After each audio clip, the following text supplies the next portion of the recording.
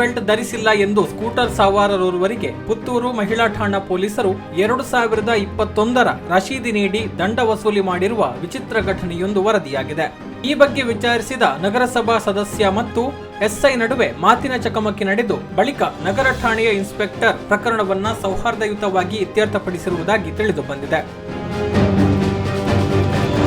ಕೊಡಿಪಾಡಿಯ ಬೆಳ್ಳಿಯಪ್ಪಗೌಡ ಎಂಬುವರು ಮಾರ್ಚ್ 7 ಸೋಮವಾರ ಬೆಳಗ್ಗೆ ದೇವಸ್ಥಾನಕ್ಕೆ ಹೋಗ್ತಾ ಇದ್ದ ವೇಳೆ ಮಹಿಳಾ ಪೊಲೀಸ್ ಠಾಣೆಯ ಎದುರು ರಸ್ತೆ ಗಸ್ತು ನಿರತರಾಗಿದ್ದ ಪೊಲೀಸರು ಅವರ ಸ್ಕೂಟರ್ ಅನ್ನು ನಿಲ್ಲಿಸಿ ದಾಖಲೆ ಪತ್ರ ಪಡೆದುಕೊಂಡು ಪರಿಶೀಲನೆ ನಡೆಸಿ ಕೊನೆಗೆ ನಂಬರ್ ಪ್ಲೇಟ್ ಸರಿಯಿಲ್ಲ ಎಂದು ಹೇಳಿ 500 ರೂಪಾಯಿ ದಂಡ ಪಡೆದುಕೊಂಡಿದ್ರು. ಆದರೆ ಬೆಳ್ಳಿಯಪ್ಪಗೌಡರಿಗೆ ದಂಡ ವಸೂಲಿ ಬಗ್ಗೆ ನೀಡಿದ್ದ ರಶೀದಿಯಲ್ಲಿ ಅಪರಾಧದ ವಿಭಾಗದಲ್ಲಿ ವಿದೌಟ್ ಸೀಟ್ ಬೆಲ್ಟ್ ಎಂದು ಬರೆಯಲಾಗಿತ್ತು. ಮಾತ್ರವಲ್ಲದೆ ರಶೀದಿಯಲ್ಲಿ 23/2/2021ರ ದಿನಾಂಕವನ್ನ ನಮೂದಿಸಿರುವುದು ಅವರ ಗಮನಕ್ಕೆ ಬಂದಿತ್ತು. ಇದರಿಂದ ಸಂಶಯಗೊಂಡ ಅವರು ಈ ಕುರಿತು ಎಸ್ಐಯಲ್ಲಿ ವಿಚಾರಿಸಿದಾಗ ಯಾವುದೇ ಸ್ಪಂದನೆ ಸಿಗಲಿಲ್ಲವೆಂದು ತನ್ನ ಪರಿಚಯದ ನಗರಸಭಾ ಸದಸ್ಯರೊಬ್ಬರಿಗೆ ಈ ವಿಚಾರವನ್ನ ತಿಳಿಸಿದ್ರು.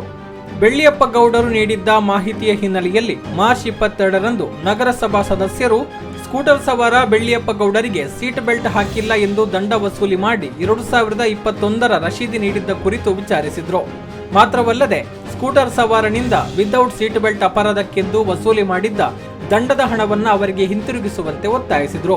ಈ ವೇಳೆ ಎಸ್ಐ ಮತ್ತು ನಗರಸಭಾ ಸದಸ್ಯರ ನಡುವೆ ಮಾತಿನ ಚಕಮಕಿ ನಡೆದಿದೆ ಎನ್ನಲಾಗಿದೆ. ಬಳಿಕ ಪುತ್ತೂರು ನಗರ ಪೊಲೀಸ್ ಠಾಣೆಯ ಇನ್ಸ್ಪೆಕ್ಟರ್ ಪ್ರಕರಣವನ್ನ ಸೌಹಾರ್ದಯುತವಾಗಿ ಮುಗಿಸಿದ್ದಾರೆ ಎಂದು ತಿಳಿದು ಬಂದಿದೆ.